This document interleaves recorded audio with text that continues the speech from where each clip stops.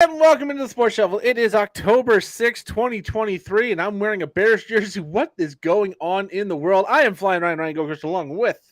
Holy crap, I can't believe I'm right. I was right last night. Tampa Motor Mouth Joel Verlin just absolutely in a state of shock with that Thursday night football game. I guess they did it for the spirit of Dick Butkus. Yeah, I saw the news that he'd passed after our podcast, and I went, oh, it might Yeah, be one of those games. because that's just a name that even if you're not a hardcore NFL fan, you instantaneously know who that is. You go, oh yeah, yeah. Yeah, Walter Payton, Gale Sayers, Dick Butkus, There Bears are great just yesteryear. some names that are just so iconic. It's like, oh yeah, football player. Yeah, exactly. Uh, and the Bears came out and played inspired football. And Joel continues his hot start to the season with another win. And I You're still in a absolute state of shock because and when and I because get to admit that Washington is a bad football team. yeah, because when it was like halftime, I was expecting a Bears somehow escaping FedEx Field, tooth and nail, ugly win kind of game type deal. Not a 27-3 at halftime. I was not expecting 27-3, and then even after that, still they just had enough of a cushion of a lead, and just the Commanders played like total. Yeah, terrible in the first half. Came back. They actually were down 10 Little, and little bit of fire. I mean, in the first half, you were like, "Oh my God!" If you played Howell, fantasy condolences. But then, rising like a phoenix in the second half to at least a respectable fantasy day of horrid reality day. yeah, second week in a row I've played against a quarterback who had a bad first half on Thursday, who came back to a very good night. Last week was Love. This week was Howell. But the Commanders, to their credit, after being down 27 to They 3 they at they halftime, fought. They did get it back to 30-20 and missed a field goal that really sent the one game out of reach.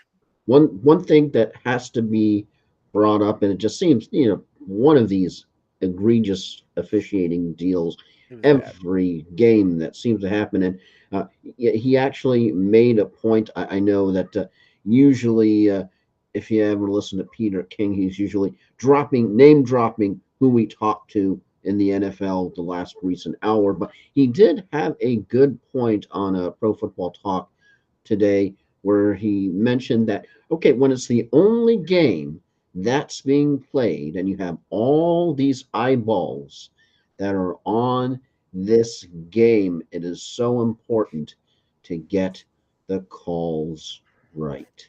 I've always kind of wondered, not to get fully distracted, why the NFL on these prime time standalone style games, your Thursday nights, your Sunday nights, your Monday nights, when you get into the later in the season, you get your Sunday games or your London games, why they don't make sure that either Thursday night has its own officiating crew. That crew works every Thursday, and it's a good crew because you're going to be seen by as many eyeballs as you're really going to Because be able to that Sunday and Monday night. the two most egregious calls, the one where Ron Rivera was really going after the refs. I mean, and deservedly so, and not in as so much for reality, more of a case of maybe fantasy and maybe some cough hack prop bets. The DJ Moore touchdown catch that was negated. So yeah, I mean, you just have two calls that people are just kind of like, what's going on? Uh, I think DJ Moore did just fine, Yeah, just a but little. I've always kind of wondered why they don't put the three best crews on the primetime games and then let the rest of them kind of float through the Sunday slate as they will. That way, you know you have a great crew, at least when you have the most eyes on a single game. But the Bears do hold on and then pull away late, 40-20 win. Finally, you can't post a meme anymore. The only team since Elon Musk bought Twitter has yet to win a game. They finally won a game. Yep, they are finally on the board, 40-20. Justin Fields' second consecutive game with 4 touchdown passes. This one on 15 of 29 passing for 282 yards. 230 of those yards and 3 of the touchdowns to DJ Moore, who had 8 receptions. Only 3 Bears had a catch in this game. Wow. Robert Tonyan 2 for 10. DJ Moore, the aforementioned, 8 for 230 and 3. Yards And after Cole the Kmet, catch was freaking insane for and Moore. Cole Kmet 5 for 42 and a touchdown. Everybody Decent else, tight end. Who would have thunk it? yeah. I mean, 3 touchdowns in the last 2 weeks. It's going to put him in the top tier of tight ends for fantasy on the season, given it's a really bad position. Andrews and Kelsey both missed time. So being at the top's not that difficult, all things considered, but 3 touchdowns in 2 weeks going to do it. Khalil Herbert was having a heck of a game on the ground, 10 for 76, but got banged up a little bit. Got folded up by a bad pass by Justin Fields. He went back to try and catch it. No one around, and kind of pretzeled his leg a little bit. He tried to come back in, wasn't able to make the cuts, and kind of as soon as he went down, he shook his head like, no, I can't do this. Both quarterbacks both had individual plays of unbelievable athleticism. That you had Justin Fields, who had a baseball play save that couple times. It could have been a lot worse. And then you got to give it to Howell, who was just playing behind a piss poor offensive line. And there were a couple of times that he saved a play that it could have been so much worse. The Bears lost their center to a concussion early in this game, and then there were 3 or 4 snaps that were high, and Fields did not have the quick reflexes. They mentioned, if he's played baseball in the past, that quick reflex kind of thing saved at least 2 snaps from going well over his head for huge losses, most likely. And in fact, he got one of them gained a first down on the play. Injuries were not the friend of the Bears on this night. We mentioned Khalil Herbert. Rashawn Johnson left with a concussion. The center left with a concussion. They had some injuries in the back. And Kari Blasingame ended up being the only running back really available at the end of the night because everybody else in front of him got hurt. We'll see the long-term effect of Khalil Herbert. Might be one of those things you just need a couple days rest and it'll be just fine, but we haven't seen a firm update. Justin Fields did have 57 yards rushing as well. Another good night for fantasy for Justin Fields. I did not play him. I have DJ Moore. I could have played the stack, and in retrospect, okay, that hurts to have not played it, but I didn't want the Bears to kill me because, again, I picked the Commanders in this game. The Bears, they haven't inspired confidence. That's mildly. They beat Denver. They beat the Denver defense pretty good, but they didn't win the game. And I'm thinking, if they put 28 and Justin Fields like that against Denver, Washington's a better team. Let's hedge the bet. That one hurt. Now, the other problem is I played DJ Moore, didn't play Justin Fields, but I did play Brian Robinson, who was problematic. Has 6 carries for 10 yards. Did have 4 catches for 33 yards, but not a great night fantasy-wise. Sam Howell, 37-51, 388 yards, 2 touchdowns, and an interception. Did have 4 carries for 19 yards on the ground. The best player in this game for Washington, if it wasn't Sam Howell, was Logan Thomas. 9 catches on 11 targets, 77 yards, and a touchdown. Yeah, he had some brutal drops and some brutal calls. Another person on my bench in a tight end premium league because I'm playing Darren Waller. Curtis Samuel, though, also a touchdown in this game. Darren Waller's having a great time with Daniel Jones. If he did play. Yeah, not an ideal situation there in New York for the Giants. Giants go to Miami this week because things they're playing with the New York Dwarfs this year. Yeah. So with that, Chicago moves to 1-4. Still has the number 1 overall pick by way of the Carolina Panthers at this point. And at 1-4, they still have a couple top 5 picks. But I think as a Bears fan, would probably watch this game and think, who would have thunk DJ Moore, the fantasy player of the week from the Thursday night freaking game, and we still have Sunday, so you still have CMC locked and loaded, Justin Jefferson. Yeah, you've got some good players, but it's gonna be tough to top 230 and 3 in a game. Chicago 1-4. Last 2 weeks, that offense has looked so much better than the first couple of weeks. The schedule defensively does open up for the Bears here for the next few weeks. So maybe Chicago, I don't want to say they can get on a roll win streak wise, but they should be able to get on a little bit of a roll, at least offensively, to look better and maybe give some confidence that this has potential to work down the line. Can't be worse than it was the first few weeks. Hey, they finally won. Yeah. First time in almost 350 days. Yeah, they won and got rid of a potential problem player. Yeah. Yeah. A trade happened today.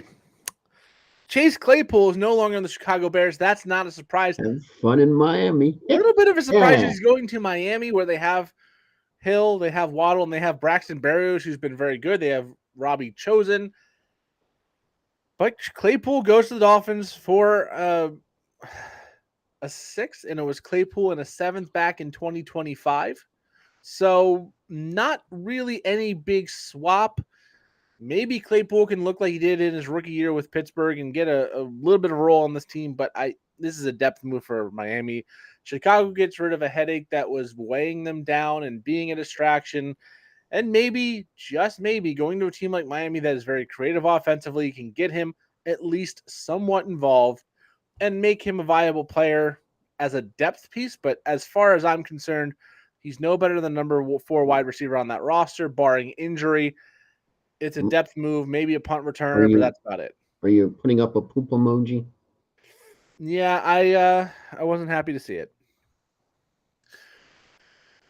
But anyways, Cooper Kupp is expected to play this week. Jonathan Taylor, they haven't made a decision whether or not they're going to bring him off. Some names that have been on the bench absolutely forever. We can move Cooper Kupp off of IR. Yeah. Yeah, Jonathan Taylor's still on the pup. They have to make the decision in the next day or so whether or not going to put him on the active roster. If he is active, he's going to play. He is listed as questionable. I think it's just a team decision at this point, but seems like he is back, and it's just up to the team to put him on the roster. All right, let's go to the picks. So Week Joel 5 can dominate me again. Week 5 kicks off in London because why wouldn't it? With Jacksonville on the road against Buffalo. Buffalo, who just came off a stomping of the Miami Dolphins. Jacksonville, who just came off a, let's call it, eyesore win over the Atlanta Falcons. For Buffalo, I don't know who you're benching in this matchup. You're playing Allen, you're playing Diggs, you're probably playing Gabe Davis, who scored in 3 in a row. Cook has looked a lot better of late. Kincaid's getting a little bit more of the steps, and maybe not Dawson Knox, but if it's a Buffalo Bill player and you know who's fantasy relevant at this point, they need to be in your lineup. Jacksonville, it's been a weird ride. I don't know if you want to play Trevor Lawrence this week. Travis Etienne's probably in your lineup. Calvin Ridley's probably in your lineup, and Christian Kirk's at least considered. Evan Ingram's probably the safest piece. He's just a steady as you go tight end. Not going to win you a week, but definitely going to be better than most of the tight ends in the NFL. Which isn't too hard this year. Yeah, it's not saying much. But Jacksonville 2-2, Buffalo 3-1. A big game for both teams. Who gets the win? Yeah, this one, the only teams that the Jags have really bested this year are the arguably decent Colts and the Falcons. The Bills' only loss was to the shocking debut. Of course, we remember with the Jets in that crazy game. Since then, they've been on a rampage, slapping around the Dolphins last week. Sorry to remind you about that. Reminding them that, it's their division, and they might miss a step or two because of the time change, but it's just hard picking the Jags here. Possible letdown for Buffalo. I know that some people might set that up as a scenario. So what's a scenario? But even with the injuries, I still think that they can hobble through and beat the Jags. Just because I don't think the Jags can keep up. You just don't like the play of Jacksonville this year, and Ridley is a perfect example from last week. The touchdown may have saved his fantasy day, but in reality, it was pretty ugly. Yeah, I'm taking Buffalo as well. If Miami's offense struggles to keep up with the Bills, there's definitely a potential that Buffalo runs away early in this game and hides. The fact the game is in London could be an equalizing factor, especially since the Jags have been over there for more than a week now, and Buffalo is going to be going over from somewhere after their game on Sunday against Miami to probably right now, I would say. But Buffalo is just too talented of a team. They look like a wave that's just starting to roll. and I think they get the job done against Jacksonville this week. Expect another big game from Diggs and Allen. Next up, Talking of a team that was just in London. yeah, 2-2-2 teams going in opposite direction. Houston started 0-2, it was 1-2 in a row. Atlanta started 2-0 and has lost 2 in a row. For the Texans, a surprising amount of fantasy options. CJ Stroud has been arguably the best quarterback in the NFL so far this season. He hasn't turned the ball over. Massive passing game. I understand it's 4 games, but it's been very impressive. Dameon Pierce looks like he's starting to get it going. The offensive line is going to start to get a little bit more healthy. Nico Collins has had massive weeks, 3 out of the 4, and Tank Dell's had a couple big games as well. All of those can be considered. And don't forget, Dalton Schultz is there at tight end. Not really doing much, but it's tight end. Almost anybody can be played, except for Kyle Pitts for the Atlanta Falcons. You want to bench and cut him immediately. He's not even the number 1 tight end on his team at this point. That is Jonnu Smith. And Jonnu Smith is an option. Houston is susceptible to the ground game, so obviously you're playing Bijan Robinson, but you also could, if you have to. Remember, there are 4 teams on bye this week. The Bucks, the Chargers, and the Seahawks being the biggest of them as far as fantasy impacts. 4 teams on bye, so you might have to play a Tyler Algier just to get by the Browns or the 4th team. Pun intended? Yep. So you might have to play Tyler Algier and Drake London as a depth wide receiver 3, or a flex option could be viable, but do not play Kyle Pitts. And if he has a great game, and by that I mean 4 catches for 40 yards and a touchdown, I don't care. He's not going to do it often enough. I dropped Dallas Goedert. I know Dallas Goedert this week is probably going to put up 30 points. And the week after, when he puts up 2, I'm not going to regret dropping him. That's where I stand on Kyle Pitts. If he's not performing and you have an option, you could have picked up Musgrave. You could have picked up Laporta. You could have picked up some of these guys, Zach Ertz, who have had a bigger role, more success, put them in your lineup, dropped, and cut bait on some of the guys not performing. Looking at you at Darren Waller if you don't perform this week. I'm not bitter. Anyways, Houston 2-2, winning 2 in a row. Atlanta 2-2, losing 2 in a row. Coming back from London, who gets the win? Yeah, I can relate to dropping certain giants. I finally dropped Daniel Jones, and I picked up C.J. Stroud just because of the poor performance Good move. of the Giants. That is a good move. Just C.J. Stroud has been putting up historic numbers to start of his career. Outscored last 2 opponents. Are you ready for this? 67-23. Houston defense is also playing well. Only allowed 2 touchdowns in the last 10 quarters. It's just Atlanta's coming back from London with no bye week, which typically doesn't happen. So that means they chose not to have one, as it's just hard to pick Atlanta after the London fizzle. It's hard to see a get-right game, especially against a Houston opponent that really has surprised, I think, a lot of people in the NFL. I'm picking C.J. Stroud, and I'm picking Houston. I'm going to stay with the team that's hot and pick Houston as well. Atlanta lost to Jacksonville last week. Houston 2 weeks ago stomped Jacksonville 37-17. Houston is starting to look like a very solid team. I think Houston's going to be able to beat up on the bad teams they play, and they might be able to stand toe-to-toe by the end of the season against some of the better teams in the AFC. And Atlanta, I don't think is as good as opponents that are on the top end of the AFC. I think this is a bad team in Atlanta that got a couple of wins early against very soft opponents. Looking at you, Carolina. And I think they're speaking of bad teams. Yeah, I think Houston might just legitimately be a playoff contending sleeper team at this point. And if CJ Stroud can not even keep up his pace, he can keep up 80% of his pace, he's going to have one of the all-time greatest rookie seasons, rookie of the year, no doubt, that a quarterback has ever had in the NFL. So I'm taking Houston. And next up, we move to a game that I don't think there's a whole lot of debate about who's going to win. The 0-4 Carolina Panthers go to Detroit to face the 3-1 Detroit Lions. The Lions look like a team that's on to something potentially special this year. A little bit of worry with Amon-Ra this week, too. A little bit of concern with Amon-Ra, but they are getting Jameson Williams back. We'll see what that means for the activity. I think Amon-Ra is listed as doubtful. So that I snagged Williamson off of both waivers in the Yahoo leagues. Yeah, I mean, he's out there.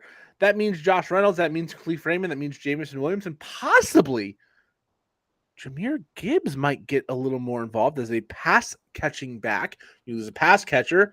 You might see an increase in volume in his capacity. So I think Amon-Ra is going to the bench if you have him. Just he's not going to be out there. And if he is, he might be full Deebo Samuel distraction decoy like he was last week in their game. So I think you have to sit Amon-Ra St. Brown. You're playing David Montgomery. This is going to be a ground and pound show, and Detroit is going to run the ball, and they're going to score a lot of points. So David Montgomery could be in line for another very, very good week.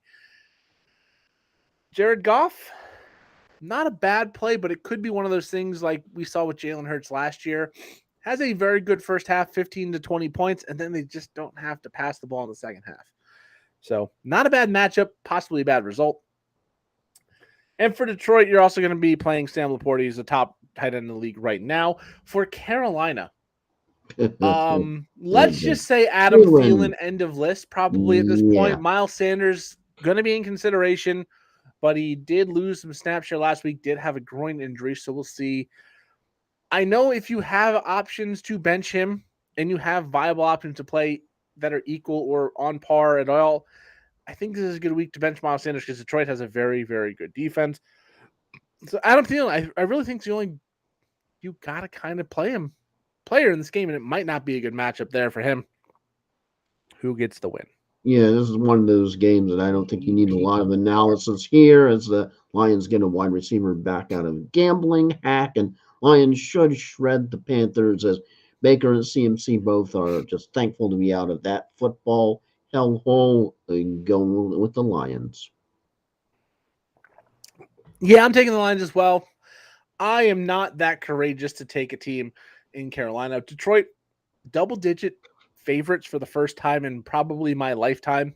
So congrats, Detroit, on that, and congrats on what looks to be a 4-1 start. Move on to a game that isn't as cut and dry. Tennessee at Indianapolis, a divisional matchup, so we know it's going to be hard fought because divisional matchups are. Both teams are 2-2, as are the rest of the teams in the AFC South. So this is a big game for these two teams in the standings. It could be the losers of the game is last place if Jacksonville and Houston both win. Tennessee has looked half terrible, half world beaters. So what they are this week, we don't know. Indianapolis defense, it is susceptible, so I expect Derrick Henry to go back to having a very, very, very big role and a very big week. And outside of that, I don't know if there's a single person on the Titans you trust to play in this matchup. Maybe Hopkins. Maybe you want to take a chance on Okonkwo finally breaking out, or Westbrook-Ikine, or I don't know. There's just not much here. For Indianapolis, Anthony Richardson's a good play this week. I think Michael Pittman's a good play this week. The tight end carousel scares me. You could probably play one or two of them, but it's a risk. You never know who's going to get the targets. The question mark in this game, and you'll know before kickoff, you'll probably know by the end of the day tomorrow, is Jonathan Taylor, one, going to play at all? Because if he sits, Zach Moss in for a tough matchup, but he's going to get a lot of the work, probably still in your lineup, especially with 4 teams on bye. If Jonathan Taylor plays, do we know if it's a snap count or not? That could make a difference, but that could be the end of Zach Moss. And then Jonathan Taylor is still Jonathan Taylor. It only takes one play for him to break something and really make his mark in the game in a good fantasy week. 2 teams at 2-2. Both teams have been very different from each other. Indianapolis usually very close in all of their games. The Tennessee Titans, it's been feast or famine. So who gets the win? Yeah, definitely feast or famine for that team. The Titans are a puzzle to figure out, beating the Chargers and the Bengals, but losing to the Saints and the Browns. Henry bounced back after the craptastic week 3, and the Colts are riding high after besting the Ravens last week in a game that was surprisingly good. If trends for 2023 hold, I tend to think the Titans drop their 3rd on a road, and the Colts have me buying into them as a legit team for 2023. call me crazy. I think Henry has a good week, but ultimately the Colts somehow get it done again. Well, the two things you said about the Titans losing to the Saints and the Browns, that's two of the better defenses, especially run defenses in the NFL. They're able to shut down someone like Derrick Henry and really throw this offense into disarray. Indianapolis is not that team. I'm taking Tennessee mostly because I think it's going to be a hard-fought, close game, but Derrick Henry is just going to be a little too much. They're not going to be able to get Indianapolis' ground game going to the extent they have in prior weeks. That's not to say it's going to be a bad running game for Zach Moss or Jonathan Taylor, depending on how that split works if both play.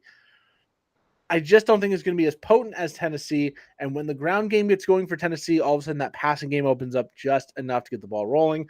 I think Tennessee comes in motivated and gets the win as just a slightly, I mean, it's going to be a good game, 3-point or less, I'm guessing, but I think Tennessee gets the win. Now, speaking of game that may not be quite as good, The double-digit favorite here in the Miami Dolphins hosting their second home game of the season. They won by 50 in their first home game and arguably played a better opponent in that matchup in the Denver Broncos. The New York Giants come to Miami. Dwarfs this year. Yeah, so the Giants, we don't know about Saquon Barkley still. He's been out with an ankle sprain, and he has been unavailable for an extended period of time. I'm trying to see if I can find anything on him now. But the Giants gave up 10 sacks to the Seattle Seahawks last week, and that is not a defense you're looking at as world beaters. That's not a defense you particularly came out and worried about prior to that game. I know Joel had him in the 16-teamer. I had a 16-point lead. I'm like, I'm probably good. No, I was not good. Not seeing anything on Barkley today. So we'll see. We'll see if he plays. If he doesn't play, that's even worse for the Giants because the Dolphins are going to come in very angry, I think, after that Bills loss. I wonder why. You lose by 4 touchdowns to your chief rival. You're going to come in a little toasty, especially when you were the toast of the NFL before that. They're a bit pissed. So for the Giants, Darren Waller, this actually isn't a bad matchup for him. Miami's not great against the tight end. If he doesn't get it done this week, he may go the route of Dallas Goedert in redraft leagues and get off the roster, especially if you can still pick up a guy like Laporta or Musgrave that's got a little more upside. Then Wan'Dale Robinson, we've seen his targets go up the last few weeks. If that continues, he could be viable in this game as well. You got to think the Giants have to throw the ball effectively to have any kind of semblance of an offense, any chance of beating the Dolphins. Wan'Dale's going to be a big part of that. For the Dolphins, fire them up. A-Chain, Tua, Waddle, Hill, even Braxton Berrios, I think, is fine. Everybody do the conga. I'm a little concerned with Mostert. He did have a little bit of an injury. He did have some fumbling problems, so we'll see what happens this week. But Miami 3-1 coming in angry. The Giants have scored 46 points in the season, haven't taken a snap with the lead all season long, and arguably the Dolphins are the best team they've faced by a large margin.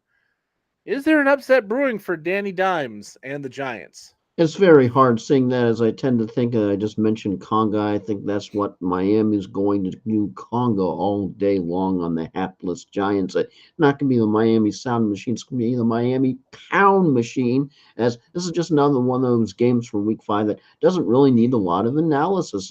Dolphins are looking for a good bounce back game after last week, and the Giants are recovering from all the sacks, and I think they're still feeling the aftershocks of another sack from Monday Night Football. As just primetime has not been kind to the Giants this year. Dolphins DST, I think, has a day, and Dolphins offense can easily hang 30 or more on a hapless Giants team whose season is all but done. Yeah, the Giants don't have a great defense, and Miami is, like I said, they're going to come in livid. They're going to come in with something to prove. Tyreek Hill is going to want to go off. Jalen Waddle hasn't had a good game yet this season. He's going to want to go crazy.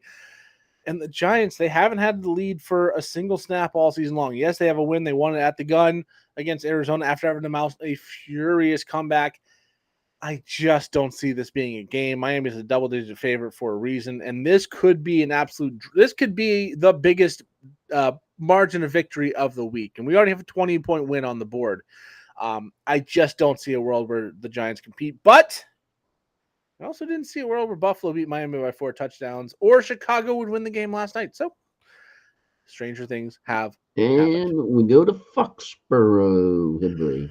This is the worst game of the week. It's got an over-under of, I think, 38 or 40. And these teams are not averaging enough to even get to that when they play bad teams. New Orleans comes in at 2-2, New England 1-3. For fantasy options, this is gross. This whole matchup is gross. I think you still have to trust Chris Olave. Are you benching Stevenson this week? Probably. New Orleans has shut down Derrick Henry. They've shut down some good running attacks. I don't think New England's going to get the running game going. So Ramondre Stevenson could be a good place on the bench this week, and he has been seeing his role kind of diminish in the last few weeks. The Titans did lose to the Saints, who did shut down Henry, so potentially they can do the same here to Stevenson. Yeah, for the Saints, I think you're still firing up Chris Olave after that down week last week. Hopefully Derek Carr's a little more healthy, a little more on top of it, but Alvin Kamara is probably the only safe play on either side of the ball in this one, just because he has a lot of screen game potential. He's all 13 for 33. He can break 1 or 2 of those for more than 2.5 yards a catch or whatever it was. I think he's the only safe one, but you're going to be stuck playing Olave. Hunter Henry at tight end could get loose and get a touchdown because the tight end is just such a terrible position. But yeah, this is a tough matchup for fantasy. This is fire up the defenses for the most part. New Orleans is 2-2. Tampa Bay is on bye.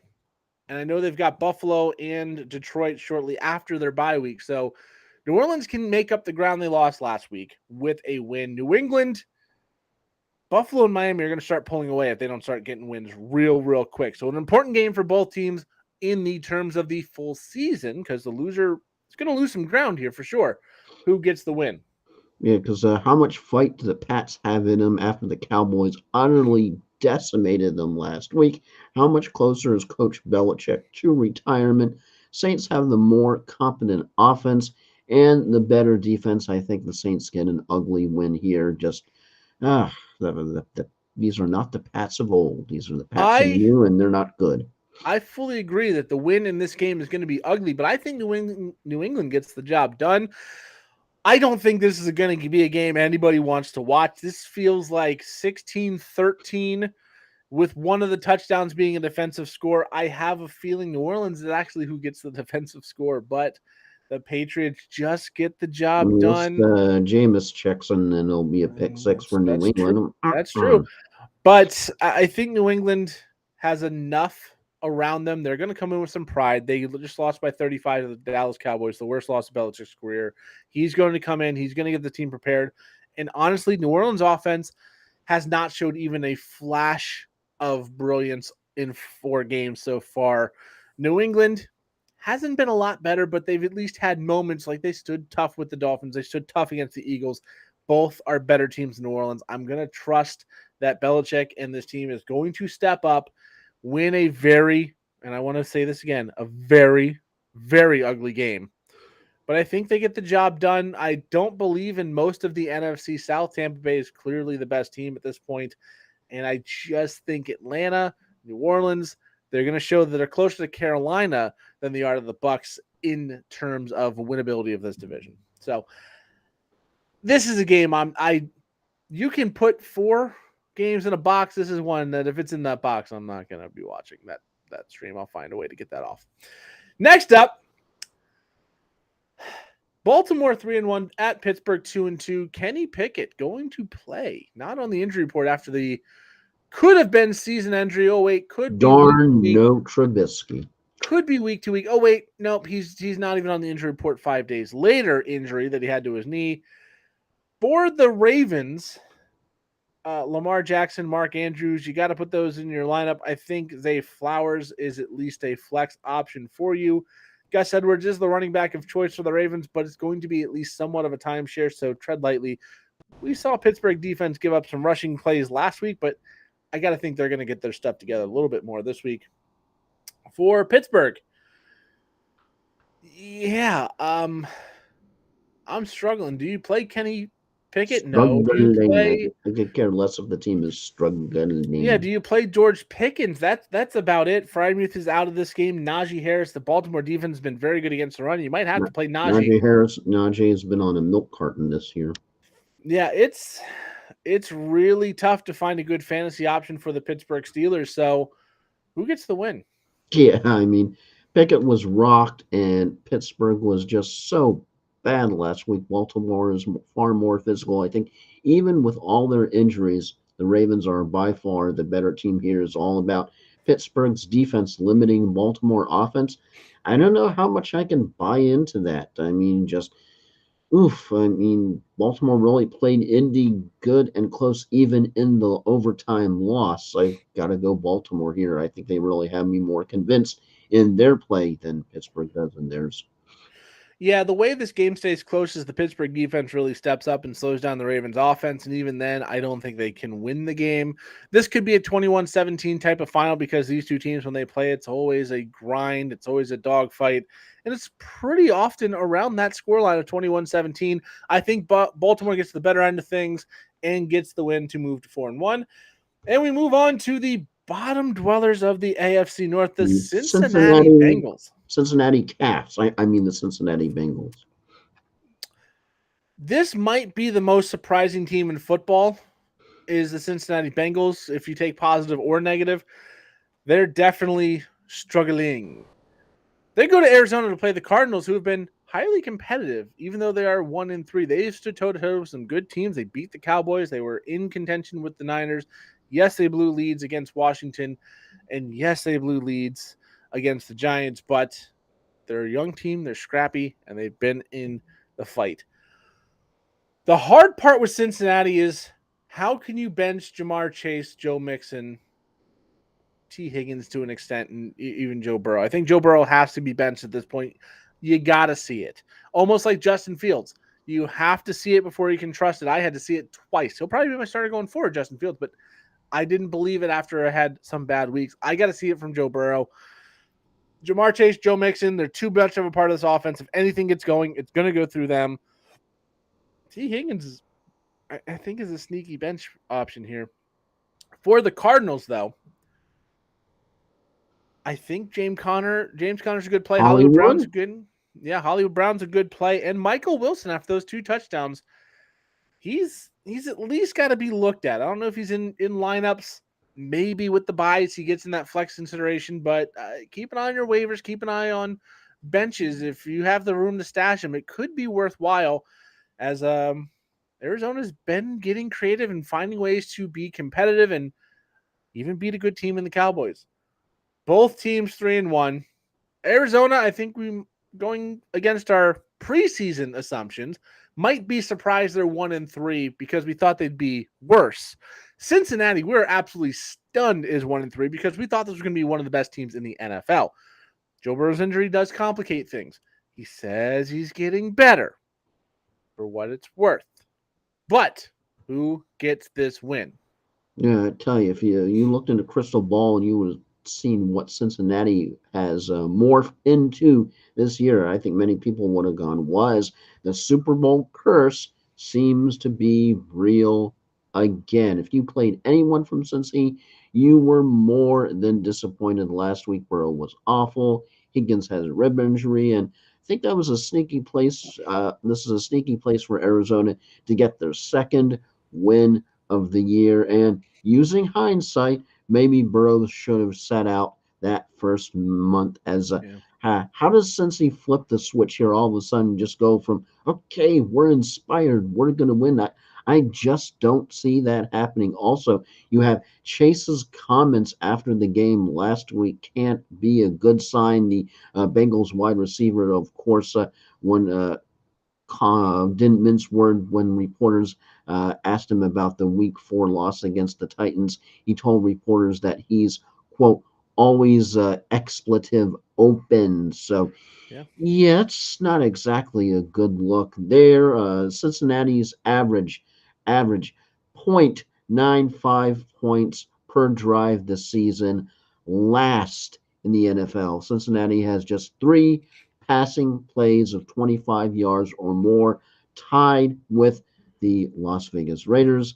Carolina and New England for least amount in the NFL, tied with Las Vegas Raiders, Carolina, and New England for least amount in the NFL. That was worth repeating.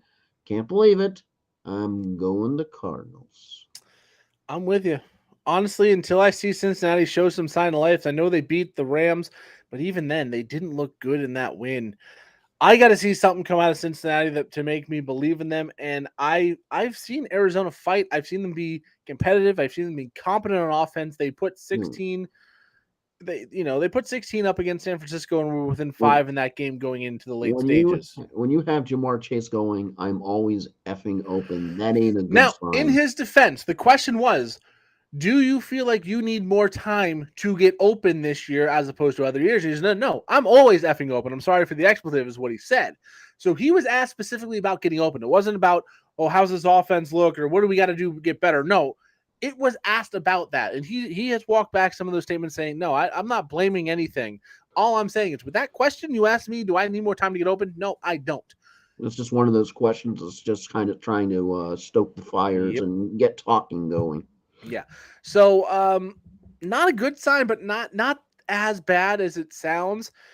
And maybe, I mean, again, T. Higgins with that rib injury might not even play. So Tyler Boyd could be the number 2 option. That's not helping matters. So as much as I can see Cincinnati finally showing up and winning a game, until I see something that gives me cause to believe in the Bengals, I'm probably not going to be picking very often. And Arizona has just been more competent. So I'm going to take Arizona.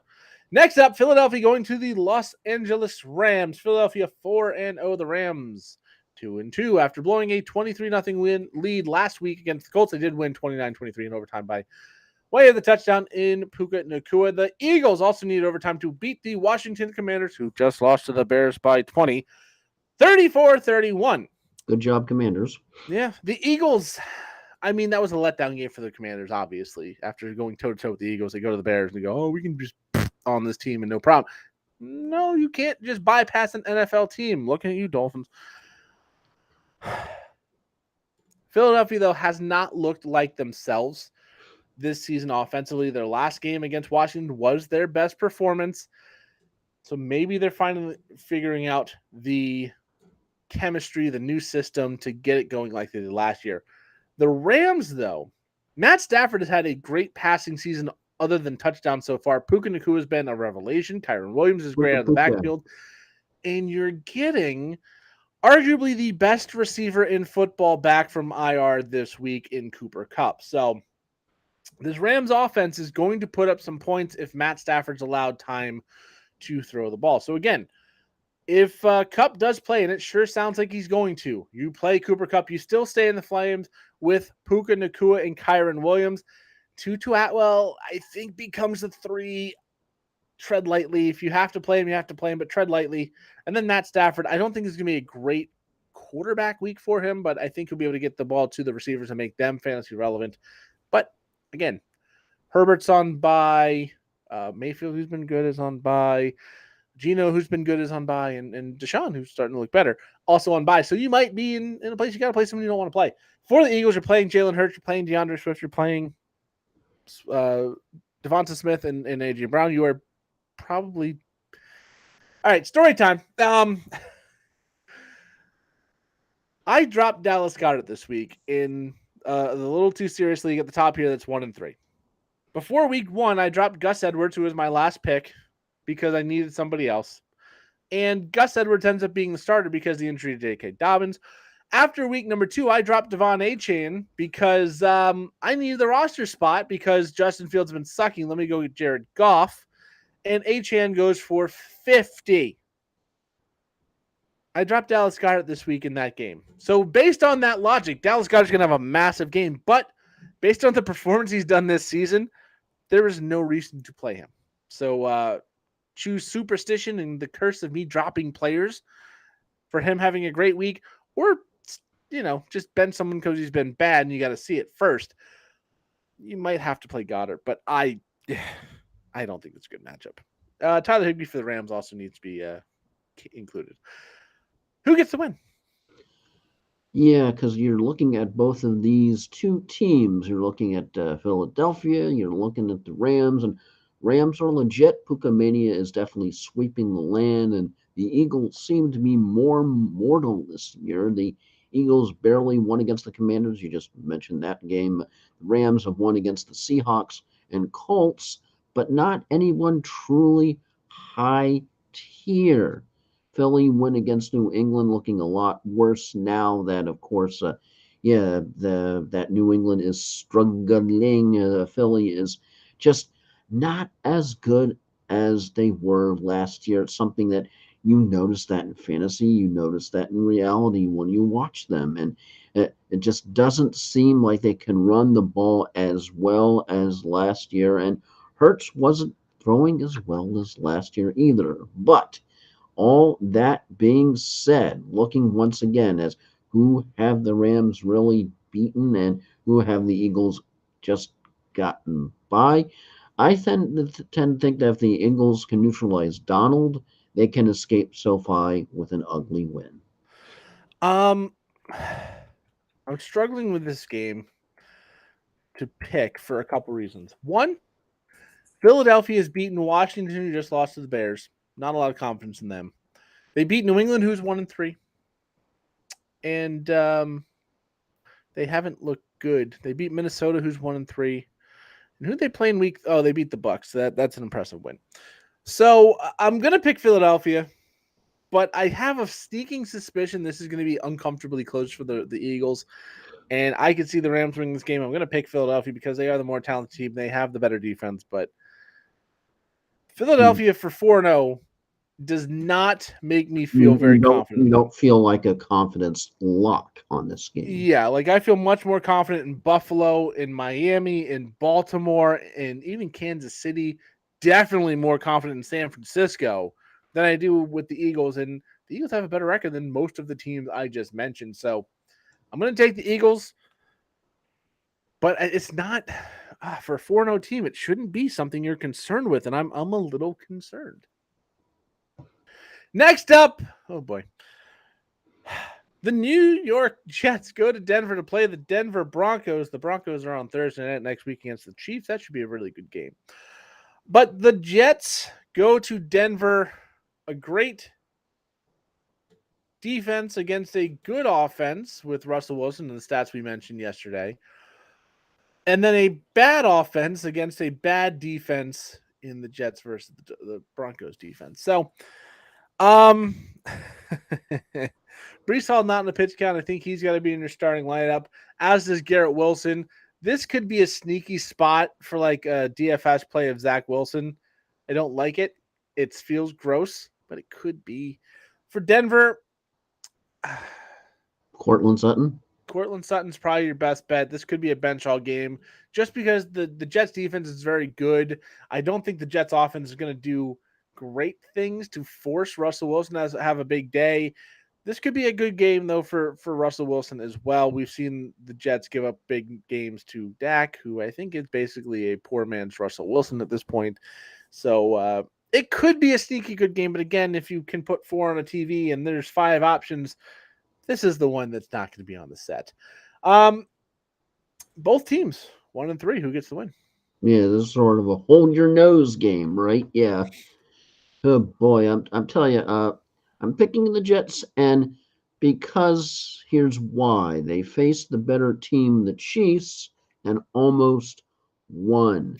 A better case than beating the Bears. Wilson had some major confidence towards the end of Sunday night game, and I think that carries over with a win this week against the fairly struggling. We're trying to figure out who they are. They're trying to figure out who they are. The Broncos. Brees Hall, of course, I think is a great bet for rush yards in this game. He's going to have success against Denver and Denver. In case you wonder, well, why are you picking the Jets? Offense, you're not sure about Wilson even after last week. How about this little nugget?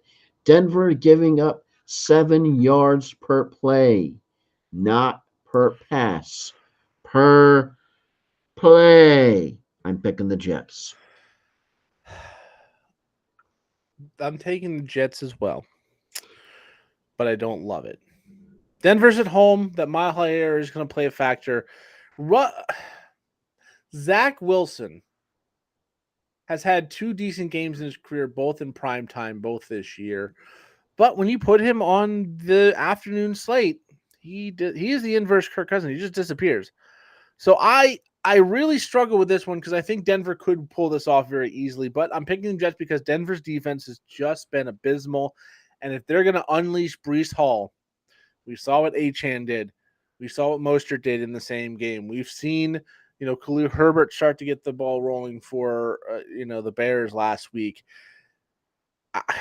I just don't trust this defense enough. And it could be one of those things where the defense shows up and is better than expected this week. They are getting some help back on the healthy side of the defensive side of the ball. So this is a gross game. I'm going to take the Jets, but oh man, this is one of those where anything can happen because both teams just utterly suck. Speaking of Kirk. Yeah, Kirk Cousins in the next matchup. Kansas City going to Minnesota to play the Vikings. You're going to play Travis Kelce and Patrick Mahomes every single week. This could be a good week for Isaiah Pacheco. I don't trust any of the other pass catchers for the Chiefs yet. Somebody's going to have a good game. I couldn't tell you who. Justin Jefferson and Alexander Madison? Justin Jefferson, you can't bench him even if you want to. TJ Hawkinson, he's one of the best tight ends in football, especially when the tight end position is trash for fantasy. You're going to be playing him. And then Alexander Madison. If they can get the passing game going or give Alexander Madison at least some semblance of good blocking, he's going to be a good option in this matchup Unlike as the well. blocking last night for Robinson, cough at. Yeah, if they can give him time or establish the passing game early, he can get going and be a good play as well. I don't see Cam Akers cutting into that role quite yet. And if he keeps playing well, Madison might just hold off Akers, and Akers just be the change of pace back. This should be a higher scoring game because both of those offenses are prolific. Kirk Cousins has been leading the league in passing overall for a little while. The passing touchdowns, I think he's number 1, and yards, he's number 2 behind Tua at this point. So you got to think this is going to be an offensive explosion. The problem is Kansas City just hasn't looked like the same offense we're used to. Minnesota's defense, though, is very, very bad. Remember a certain game against the Colts last year? Yeah, another trade. Broncos have acquired a 6th-round pick next year from the 49ers in exchange for outside linebacker Randy Gregory and a 24 7th-round pick. So another late-round swap for a guy that didn't want to be where he was. Anyways, back to Kansas City, Minnesota. Kansas City is 3-1. Minnesota 1-3. Who gets the win? Yeah, I just feel like there's not much chance for Kirk Cousins here. Chiefs just happen to be too good, and then they ended up winning a battle quality win after almost losing to the Jets on Sunday Night Football. Minnesota survived the 0-3 bowl last week, but KC is just in a whole nother galaxy as compared to the utterly hapless Panthers. Yes, you have the whole Swift thing as a distraction, but Chiefs just had a prime time scare, but still, I would be shocked to see a loss here. Bonus game is in Minnesota, so maybe we won't see who. I'm going Chiefs. I really want to take Minnesota. I'm going to take Minnesota. I think Minnesota is sneaky. I think their offense is good. They stood toe-to-toe with the Chargers. They stood toe-to-toe with the Eagles. And both of those offenses I have more confidence in right now than Kansas City. I don't think defense is quite as good as they would like it to be in Kansas City. And I just have a sneaky suspicion that this team, Kansas City, with all the distraction with Taylor Swift and all the distraction with Travis Kelce off the field, and to the point where the Kelce brothers said the NFL's making too much of this. It's too much. You got to stop. That means it's getting into the locker room at least a little bit. If the unthinkable happens and the Chiefs do lose, somebody is going to bring up, hey, the Chiefs record is 0-1 when Taylor Swift is not at the game. Somebody's going to bring that up. But I just think Minnesota can get the offense going good enough. This is not a primetime game, so Kirk should be good. And I don't know why I have this sneaking, just this little. this little part of me that just goes, Let's Kansas go. City is not as good as you think, and Minnesota is due to have the ball bounce the right way after 3 1-score losses to start the season. They've faced good opponents and been close, and when they came down to it last week, yeah, they didn't play great against Carolina, but they got the job done. I'm probably wrong, but I'm taking Minnesota. Next up, Dallas goes to San Francisco to face the 4-0 49ers. For the Niners, you're playing Christian McCaffrey, if that needs to be said. Duh. You're playing Brandon Ayuk because he's been great. You're probably playing Deebo Samuel as well. George Kittle, it's hard to say you have to play him, but when you draft him, you probably have to play him. Brock Purdy's at least a streamable option at quarterback.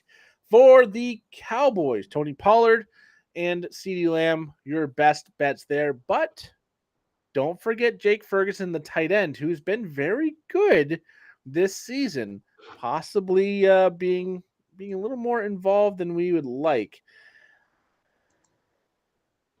Dak is just this feels like a game Dak throws a lot of interceptions to me. So 4-0 versus 3-1. The Niners looking to stay undefeated. Who gets the win? Yeah, just San Francisco, I really tend to feel has more weapons in the air and on the ground. Oh, there he goes again.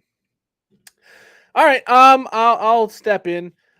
I'm taking San Francisco. The weapons are too good. Christian McCaffrey should get the best of this defense as Joel is working on coming back here. Now I'll finish my pick and then we'll let Joe go and do his. I just think San Francisco is too good. They're not going to be able to stop the San Francisco offense. They did lose Trayvon Diggs, and I think that's going to hurt on the back end. And San Francisco's defense should be able to turn over Dak Prescott enough to get the win. So I'm taking San Francisco.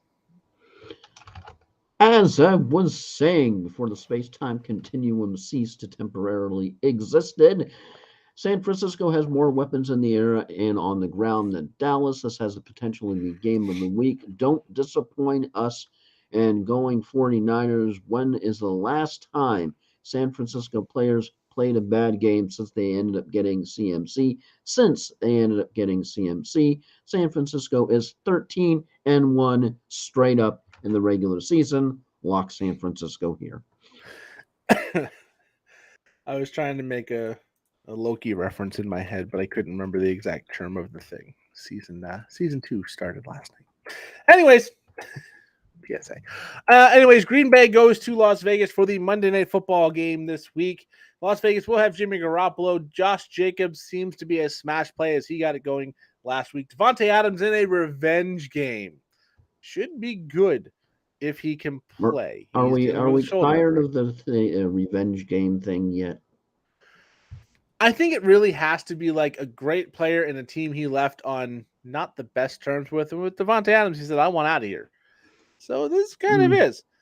Now, for the Green Bay Packers, I don't know if you can trust either of the running backs right now. Aaron Jones, 5 carries last week. He's probably the best option at the running back, but Dylan was. I don't know if you trust him. Dylan's bad. Yeah, he didn't rock galaxies exactly.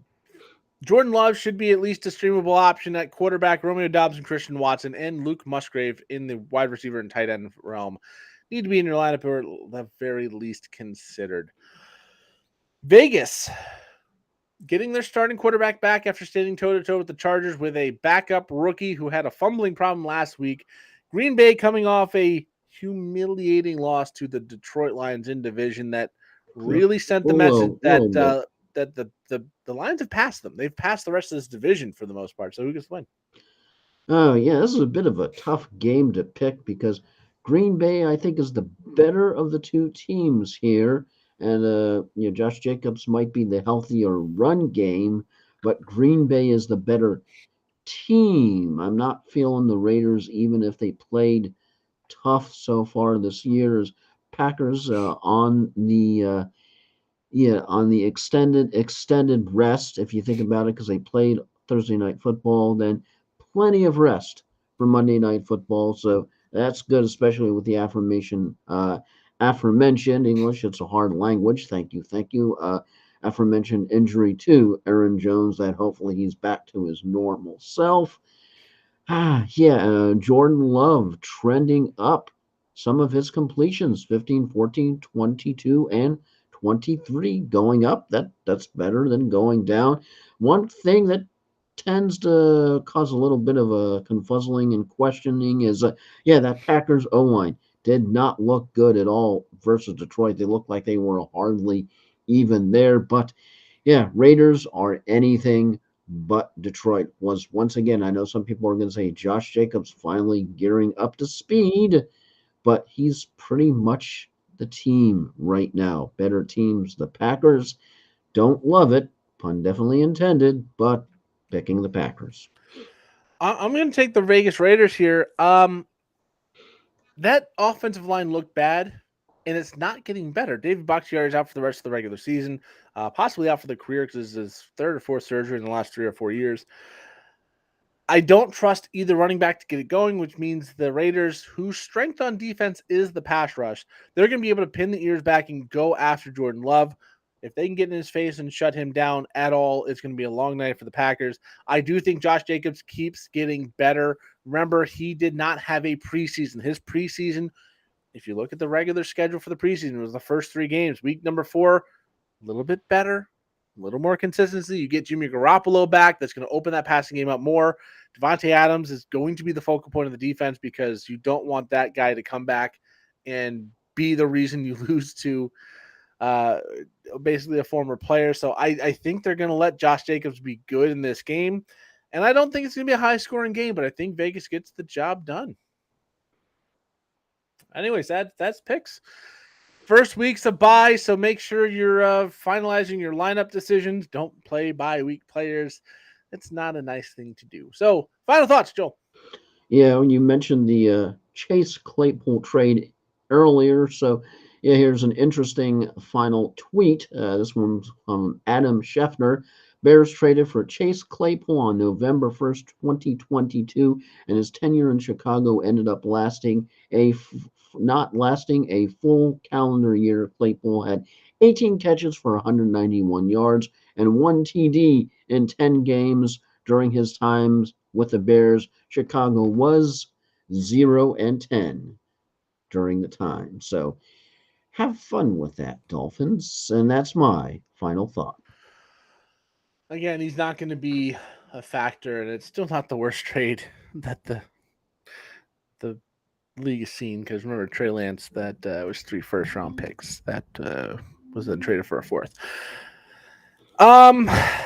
My final thought's going to be this: the Rays suck. Yeah, I saw there was because I was watching Dennis Phillips live. It was like last night. Yeah, I think it was last night, and Dennis was sort of talking about that since whether things are calm right now. It's always a good sign when Dennis is talking sports more than, okay, this is what's coming up over the horizon. Yay. And Dennis was using the whole Moneyball as an explanation for it's pretty much who the Rays are, and they're a good regular season team. But when you get to these three game series playoffs, they're not very good at it. Plus, of course, you also had all the pitching injuries, the whole Wander Franco cluster. Yeah. So it was just a very sad end to a season that I was really hoping that they were able to do something in honor, of course, of Dave Wills, who just a sudden passing just absolutely shocked the entire, Rays fan base and entire area just out of nowhere before the start of the season. And we were really hoping that they could do something in his honor and just another season where it's an early exit. As my one thought was, the one of the worst jobs has to be the person who has to stencil in the postseason appearance on the Rays field, knowing that literally 2 days later you're going to have to take it down. I Well, mean, the good news is you have all off season to get it down. oh boy, just it's like But yeah.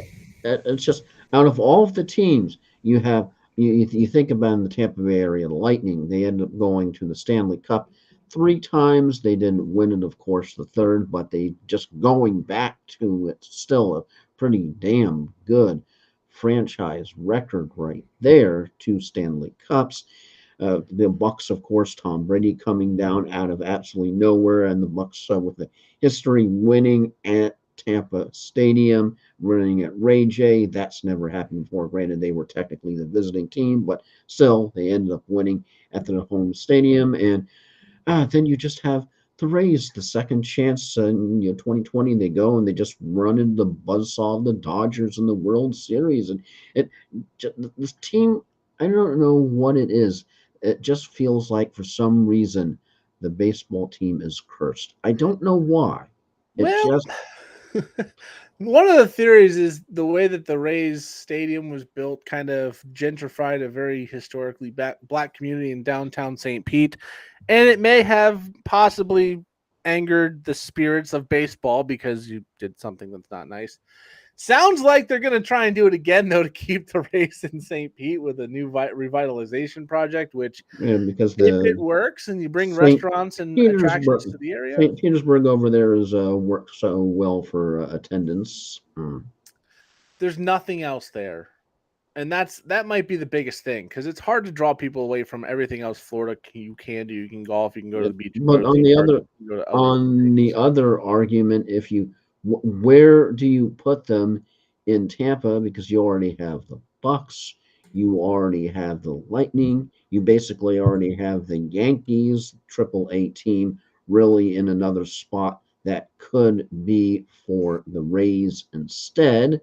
So it's such an already crowded sports area. You almost don't have any room because I think they are talking about Ybor City, but I don't think you want to think about traffic on a Sunday if you have all of those games going on. It's called stay home, don't go anywhere. Yeah, we'll see how that goes. But if they make it more of an attraction, like a lot of these NFL teams are doing, and some of the baseball teams that are putting up new stadiums, build around it so you have more reason to go. Oh, I can go to a nice dinner, and then we go to the Rays game, and then there's a club nearby that's nice, or whatever you want to do, drinks afterwards. Maybe that does it, but the Rays suck. Anyways, that's our. I'm just sad. Motivational speaking from Flying Ryan here. Yeah. Yeah. That's our time. I am Flying Ryan Go First along with. Tampa Motor Mouth Joel Verone. And we'll be back next week to recap week 5. Tell us all about the fantasy football week that hopefully was many wins for Joel and I, and hopefully not painful losses for us and the Dolphins.